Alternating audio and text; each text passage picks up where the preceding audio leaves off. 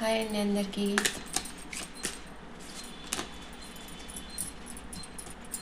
ఏం చేస్తున్నారు అందరూ?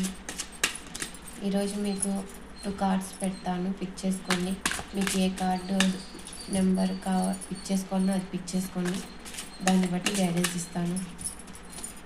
2 కార్డ్స్ పెడుతున్నా. This is the number 1, this is the number 2.